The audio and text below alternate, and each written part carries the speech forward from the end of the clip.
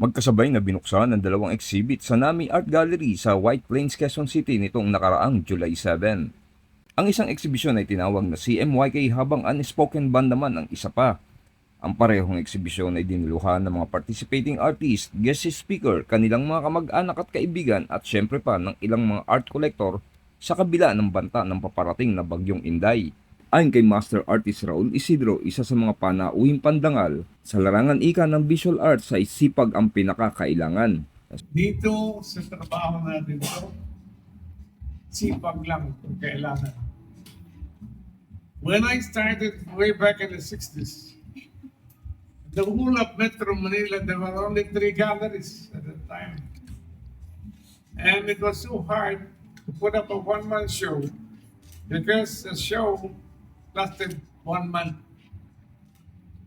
3 shows, 3 galleries, 36 galleries, at 36 shows a year.